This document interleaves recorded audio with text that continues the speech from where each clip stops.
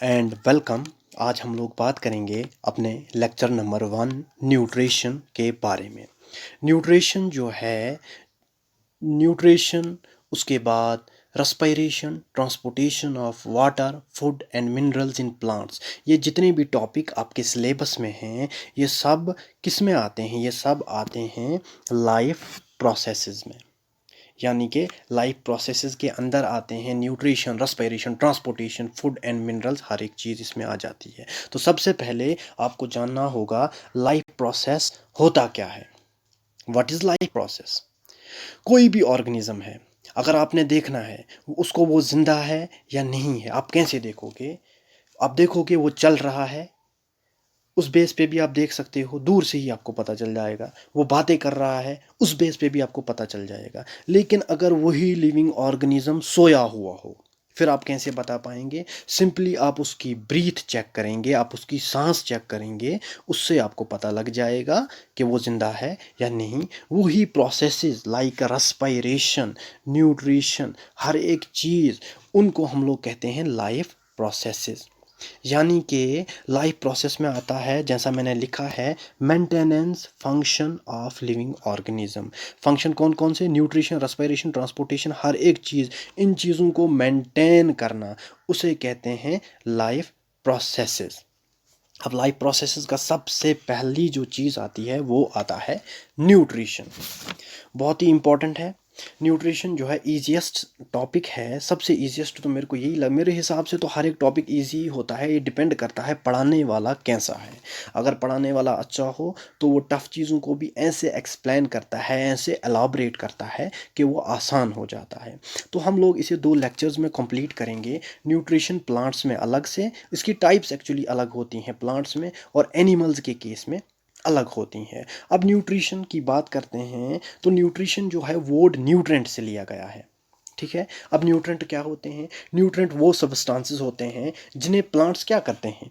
Environment में से obtain करते हैं। वही मैंने यहाँ पर लिखा है, ये देखिए, सब्सटेंसेस ऑब्टेनेड फ्रॉम एनवायरनमेंट। तो वो चीज़ें जिन्हें एनवायरनमेंट से ये प्लांट्स ऑब्टेन करते हैं और उनको क्या करते हैं? उनका इस्तेमाल करते हैं as a source of energy. उन्हें एज एनर्जी इस्तेमाल करते हैं डिफरेंट प्रोसेसेस के लिए, उसे हम लोग कहते हैं न्यूट्रिशन। अब न्यूट्रिएंट्स की बात करें, कुछ न्यूट्रिएंट्स एग्जांपल मैं कुछ आपको एक्सप्लेन कर देता हूँ। न्यूट्रिएंट्स में आ जाता है कार्बोहाइड्रेट, उसके बाद मोनोसैकेराइड्स, डाइसैकेराइड्स, पॉलीसैकेराइड्स, एट्सेट्रा, और भी कुछ टाइप्स की हैं।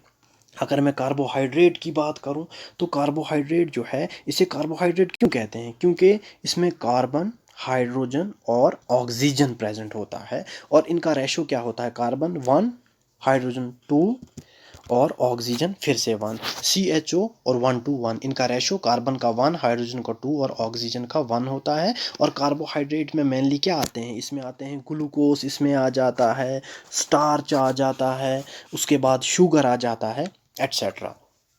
तो आपका न्यूट्रिशन तो पहले ही मेरे हिसाब से एक्सप्लेन हो गया। सिंपली क्या कहता हूँ, फिर से मैं थोड़ा बता देता हूँ कि ऑब्टेन करना न्यूट्रिएंट्स, प्लांट्स के केस में न्यूट्रिशन क्या होता है? ऑब्टेन करना न्यूट्रिएंट्स एनवायरनमेंट में से, और उसका इस्तेमाल करना एनर्जी के लिए, and use them as a source of energy. ठीक है। अब हम लोग इसी के साथ थोड़ा आगे बढ़ते हैं और मैं आपको एक्सप्लेन करता हूँ क्या, थोड़ा जो कन्फ्यूजन बच्चों, न्यूट्रिशन एनिमल्स के केस में जो कन्फ्यूजन रहती है। एनिमल्स के केस में क्या होता है? बच्चों के दिमाग में एक ही चीज़ होती है, न्यूट्रिशन होता है इंजेक्शन यानी खाना खाना, और प्लस क्या करना? उसे एब्जॉर्ब करना, उससे एनर्जी ऑब्टेन करना। लेकिन एनिमल्स के केस में 5 स्टेप्स होते हैं न्यूट्रिशन के। 5 में से पहला step injection, as I already told you, injection होता है मौत से खाना लेना अंदर के लिए, तो इंजेक्शन, सिंपली बताऊंगा ये। उसके बाद दूसरा स्टेप होता है डाइजेशन, डाइजेस्ट करना। तीसरा स्टेप होता है एब्जॉर्ब करना, उसी डाइजेस्टेड फूड को एब्जॉर्ब करना, ये भी आपको पता ही होगा, इजी टर्म है। चौथा स्टेप होता है एसिमिलेशन, ASSIMILATION। एसिमिलेशन में थोड़ा एक्सप्लेन करूंगा, मुझे लगता है ये सबों को पता नहीं होगा। एसिमिलेशन क्या होता है? एसिमिलेशन होता है यूज़ करना एब्जॉर्ब्ड फूड को बॉडी के अंदर। ठीक है। जो हमने एब्जॉर्प्शन की ना, उस फूड को अब इस्तेमाल करना बॉडी के अंदर, उसको कहते हैं हम लोग एसिमिलेशन। जिन्हें लिखना होगा एसिमिलेशन तो वो लिख सकते हैं use of absorbed food in the body. और पांचवा स्टेप आ जाता है इजेशन या डिफिसेशन।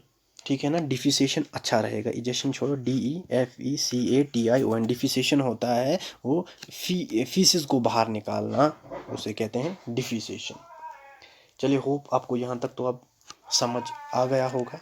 अब हम लोग टाइप्स की बात करें, टाइप्स जो है प्लांट्स में कितने की होती हैं।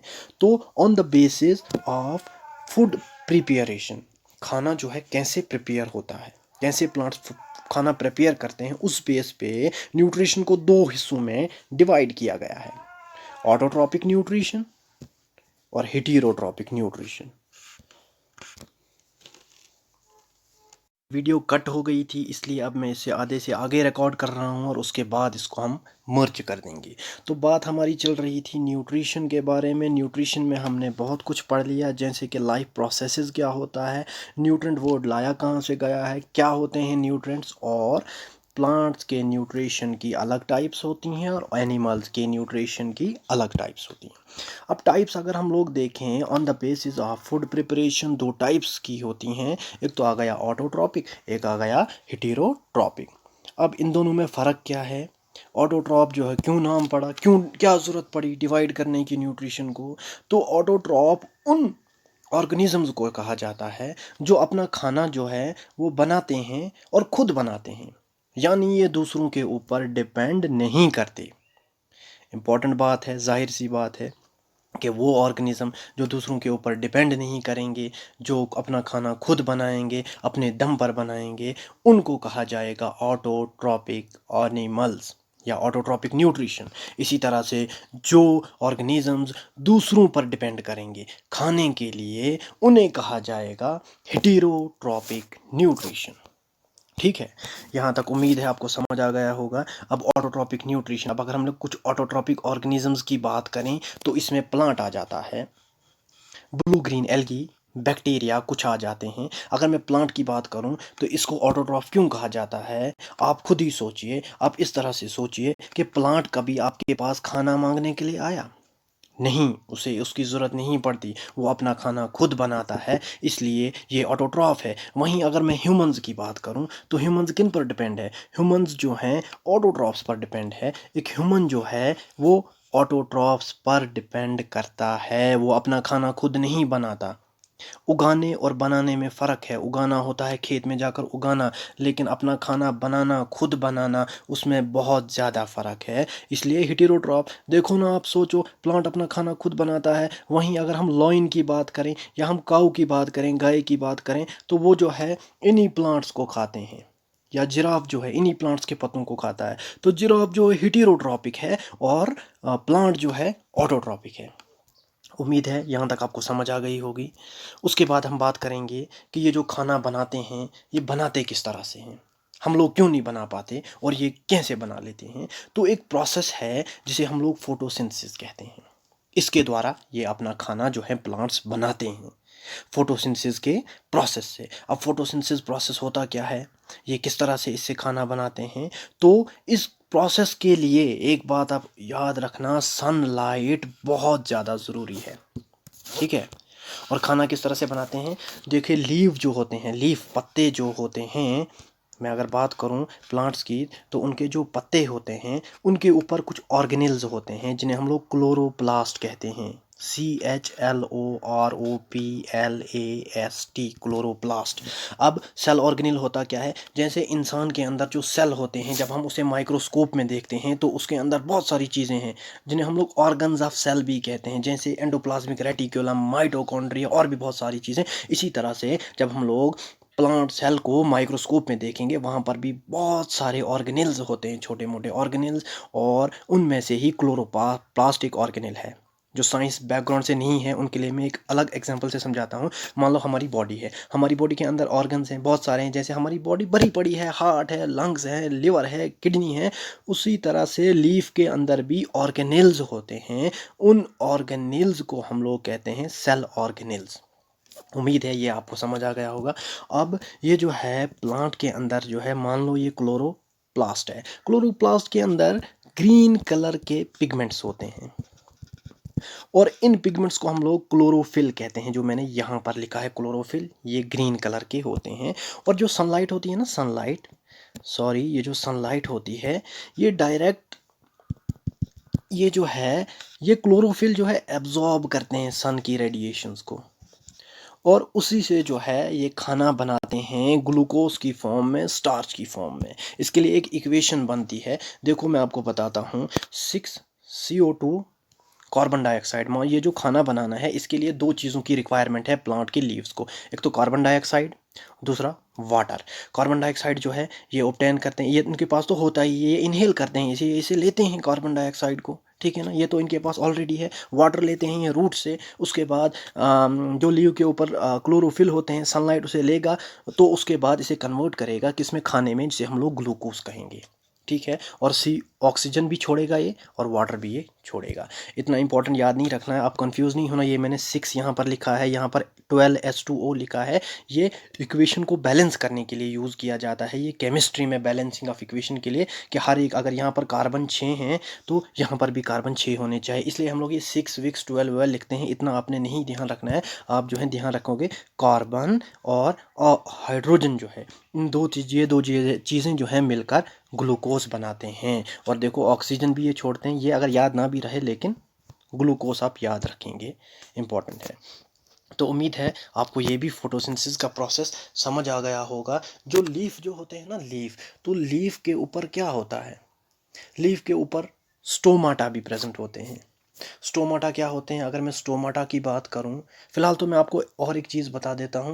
ये जो प्रोसेस है ना फोटोसिंथेसिस का, इसमें जो स्टेप्स होते हैं, जैसे लाइट पड़ना, उसके बाद CO2 H2O का मिलना, ग्लूकोज बनना, ये कंटिन्यूस प्रोसेस में नहीं होता। इनकी सब डेजर्ट के जो प्लांट है ना, ये कंटिन्यूसली नहीं होता कि मतलब प्रोसेस चलते जा रहे हैं। डेजर्ट प्लांट्स को और भी कुछ प्रॉब्लम्स का फेस करना पड़ता है। लाइक इनको जो है ना, इनको नाइट में CO2 जो है मिलता है।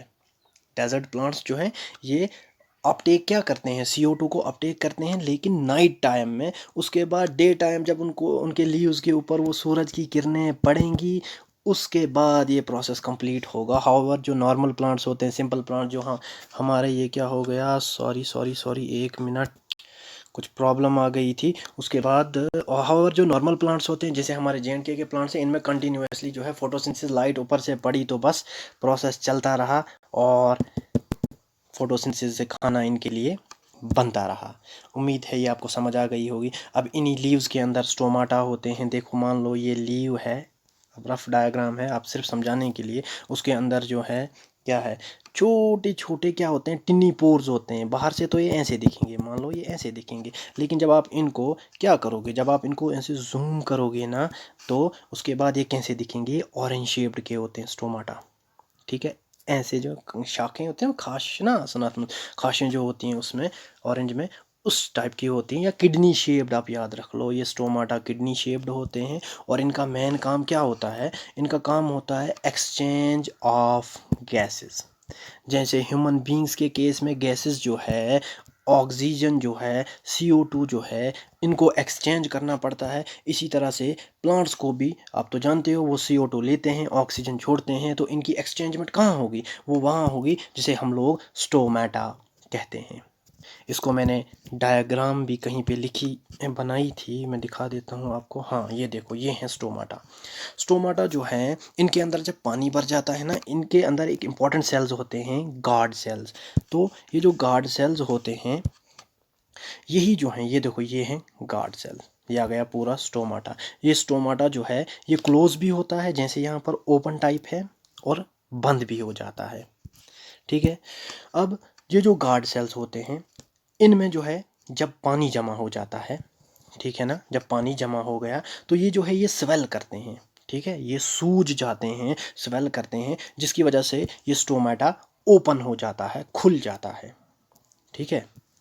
ये तो समझ आ गई होगी। और जब ये पानी निकल जाता है, पानी कैसे निकलता है ये भी मैं आपको अभी बताऊंगा। फिलहाल ये बताता हूँ, जब ये पानी निकल जाता है तो ये फिर से बंद हो जाते हैं, क्लोजिंग ऑफ स्टोमाटा। पानी कैसे निकलेगा, ड्यूरिंग डे टाइम, जब धूप होगी, जब सूरज की किरणें पड़ेंगी, तो ट्रांसपायरेशन होगी, ट्रांसपायरेशन, TRANSPIRATION, ट्रांसपायरेशन, ट्रांसपायरेशन होगी। ट्रांसपायरेशन से क्या हो जाएगा, पानी जो है यानी उड़ जाता है, निकल जाता है लीव से, एटमॉस्फेयर में चला जाता है। उस प्रोसेस को हम लोग ट्रांसपायरेशन कहते हैं। और उसकी वजह से जो है ये क्या हो जाता है, इसको ये फिर से बंद हो जाते हैं। ठीक है, उम्मीद है यहाँ तक आपको समझ आ गई होगी। उसके बाद मैं अब बात करता हूँ हेटेरोट्रॉपिक न्यूट्रिशन की। हेटेरोट्रॉपिक न्यूट्रिशन क्या होता है, या हेटेरोट्रॉपिक ऑर्गेनिजम्स कौन से होते हैं? वो ऑर्गेनिज्म जो अपना खाना खुद ना बना पाएँ, जो दूसरे के ऊपर डिपेंड करेंगे। जैसे मैंने अभी आपको एग्जांपल बोला, जिराफ जो है क्या खाएगा, जिराफ जाएगा लीव्स को खाएगा। तो जो लीव्स जो है प्लांट के, उन्होंने अपना खाना खुद बनाया था, इसलिए वो ऑटोट्रॉफ हुए। लेकिन वहीं जिराफ जो है वो हेटेरोट्रॉफ हो गया। ठीक है, हम भी हेटेरोट्रॉपिक में ही आते हैं, लेकिन यहाँ पे प्लांट की बात चल रही है तो मैं शॉर्ट आपको बता देता हूँ। इसमें इंक्लूड होते हैं, पहली नंबर बात तो अपना खाना खुद नहीं बनाएंगे, दूसरी नंबर बात दूसरों के ऊपर डिपेंड करेंगे खाने के लिए। एग्जांपल है कुछ फंजाई, ठीक है, ये भी दूसरों पर डिपेंड, फंजाई कहीं पे लग जाता है ना तो उसी को खा लेता है, उसके खाने को वो डिकम्पोज करता है, उसे एब्जॉर्ब कर लेता है, फंजाई आ गया। और दूसरा क्या आ जाएगा, दूसरे की मैं बात करूं तो यूनिसेलुलर ऑर्गेनिजम्स भी कुछ होते हैं। यूनिसेलुलर ऑर्गेनिजम्स क्या होते हैं, यूनिसेलुलर ऑर्गेनिज्म वो एक ही सेल का ऑर्गेनिज्म बना हुआ होता है। अब वो खुद ही सोचो, एक सेल कितना छोटा सेल होगा, ये तो आप सोच ही सकते हो। अब हेटेरोट्रॉपिक में फोटोसिंथेसिस का प्रोसेस नहीं होता, इंपॉर्टेंट पॉइंट। उसके बाद जैसे मैंने आपको अभी बोला, जो ये फंजाई जो होते हैं ये क्या करते हैं, इनकी जो ये जो ब्रेक डाउन करते हैं ना फूड, ये बाहर ही करते हैं, मतलब अपने शरीर के अंदर, अपनी बॉडी के अंदर ब्रेक डाउन नहीं करते ये फूड की। मान लो ये कोई चीज़ है, ये जो है इसके साथ, ये फंजाई है, मान लो ये इसके साथ अटैच हो गया, इसे ब्रेक डाउन करेगा करेगा करेगा, उसके बाद इसे खाएगा। ठीक है ना। वहीं अगर हम दूसरी बात करें तो कुछ ऐसे भी ऑर्गेनिजम्स होते हैं जो खाना पहले स्वेलो करेंगे। ये ऑर्गेनिज्म है, इसने खाना मान लो ये स्वेलो कर लिया, उसके बाद ये बॉडी के अंदर इसे ब्रेक डाउन करेगा। ये भी कुछ इंपॉर्टेंट पॉइंट था हेटेरोट्रॉपिक न्यूट्रिशन के रिलेटेड। अब हम बात करेंगे कुछ एलिमेंट्स जो हैं वो बहुत ही ज़्यादा ज़रूरी होते हैं, किस लिए, प्लांट की ग्रोथ के लिए। उन एलिमेंट्स जो हैं उनका रोल हम लोगों ने थोड़ा थोड़ा रोल जानने की भी ज़रूरत नहीं है, हम लोग सिर्फ इतना जानेंगे वो कौन कौन से एलिमेंट्स हैं जिनकी ज़रूरत पड़ती है प्लांट्स को अपनी ग्रोथ करने के लिए। तो लगभग 17 एलिमेंट्स हैं डियर फ्रेंड्स। यहाँ देखिए मैंने लिखा है 17 एलिमेंट्स हैं जिनकी ज़रूरत पड़ती है प्लांट्स को ग्रोथ करने के लिए। इनमें से 9 जो हैं वो मैक्रोन्यूट्रेंट हैं, 8 जो हैं माइक्रोन्यूट्रेंट हैं। अब ये भी हम बोलेंगे मैक्रोन्यूट्रेंट क्या होता है और माइक्रोन्यूट्रेंट क्या होता है। मैक्रोन्यूट्रेंट याद रखना दोस्तों, मैक्रोन्यूट्रेंट वो न्यूट्रेंट्स होते हैं, ऐसे सब्सटेंस होते हैं, ऐसे एलिमेंट्स होते हैं जिनकी ज़रूरत प्लांट्स को ज़्यादा क्वांटिटी में पड़ती है, बहुत ज़्यादा क्वांटिटी में पड़ती है। और माइक्रोन्यूट्रेंट्स ऐसे न्यूट्रेंट्स होते हैं जो स्मॉलर क्वांटिटीज़ में ज़रूरत पड़ती है प्लांट्स को ग्रोथ के लिए। और अगर अगर अगर ये बात आप याद रखिएगा, अगर इन एलिमेंट्स की कमी हो जाए प्लांट्स के अंदर तो ग्रोथ प्रोसेस रुक जाता है। वही मैंने यहाँ पर लिखा है, अगर लैक हो जाए इन एलिमेंट्स को, डिसरप्ट हो जाता है, रुक जाता है प्रोसेस ऑफ प्लांट ग्रोथ। ठीक है, उम्मीद है यहाँ तक आपको समझ आ गया होगा। वीडियो काफ़ी बड़ी हो रही है इसलिए शॉर्ट में अब इसको थोड़ा कंप्लीट करेंगे। एक दो लेक्चर इस न्यूट्रिशन के ऊपर और आएंगे अगर आपको ये अच्छा लगा लेक्चर तो, अदरवाइज़ मैं स्किप करूँगा, फिर मैं पढ़ाना इस चैनल पे छोड़ दूँगा। तो फिलहाल आप मैक्रो देख लीजिए और आपके कमेंट्स में ज़रूर देखना चाहूँगा कि मैंने कैसा पढ़ा है, मैं आगे कंटिन्यू रखूँ या ना रखूँ। तो macronutrients as I already told you, ये लार्ज क्वान्टिटीज़ में प्लांट्स को ज़रूरत होती है और ये 9 होते हैं। 9 में से देखो मैं आपको बोलता हूँ, पहला आ गया carbon, hydrogen, oxygen, nitrogen, phosphorus, potassium, calcium, sulphur, magnesium. ठीक है, ये 9 है मैक्रो, मतलब इनकी ज़रूरत पड़ती है प्लांट्स को लार्जर क्वांटिटीज़ में। अब माइक्रो की बात करेंगे तो माइक्रो जो है, माइक्रो 8 हैं लगभग। 8 में से एक तो आ गया आयरन, जिंक, कॉपर, निकल, मैंगनीज, बोरॉन, मोलिब्डेनियम और क्लोरीन। ये आपको थोड़ा थोड़ा याद रखना पड़ेगा क्योंकि ये एलिमेंट्स केमिस्ट्री के रिलेटेड होते हैं। थोड़े बहुत तो आने चाहिए, लगभग आपको 10-20 तो आने चाहिए। और अब यहाँ पर एक और चीज़ है, क्रिटिकल एलिमेंट्स भी कुछ होते हैं। व्हाट आर क्रिटिकल एलिमेंट्स, मान लो हमारी जो सॉइल है ना उसमें कुछ एलिमेंट्स की कमी हो जाती है, क्या क्या, नाइट्रोजन की, फास्फोरस या पोटेशियम की। जब इनकी कमी हो जाती है ना तो हमारी ज़मीन पे फसल अच्छी नहीं बन पाती, क्योंकि ये जो हैं ये एज ए फर्टिलाइज़र एक्ट करते हैं, ये अर्थ को ये ज़मीन को फर्टिलाइज करते हैं। लेकिन जब इनकी डेफिशिएंसी हो गई फसल अच्छी नहीं बनेगी, इसलिए फिर हम लोग क्या करते हैं, हम लोग केमिकल फर्टिलाइज़र्स जो है यही यूज़ करते हैं एज अ केमिकल फर्टिलाइज़र। हम बाहर से डालेंगे नाइट्रोजन, फास्फोरस, पोटेशियम, जिससे हमारी लैंड जो है, हमारी ज़मीन जो है फिर से फर्टाइल हो जाए। तो दैट्स वाई नाइट्रोजन, फास्फोरस और पोटेशियम जो है एनपीके आप याद रखेंगे, NPK, nitrogen, phosphorus and potassium, ये तीन जो हैं क्रिटिकल एलिमेंट्स हैं। और क्रिटिकल एलिमेंट्स जो हैं ये बहुत ही ज़रूरी हैं सॉइल के लिए। क्रिटिकल यानी इंपॉर्टेंट, तो ये बहुत ही इंपॉर्टेंट है सॉइल के लिए, उसकी फर्टिलिटी के लिए। इसी के साथ अभी हम लोग इस लेक्चर को क्लोज़ करते हैं फ्रेंड्स, और आप अपने रिव्यूज़ दीजिएगा। Okay, bye.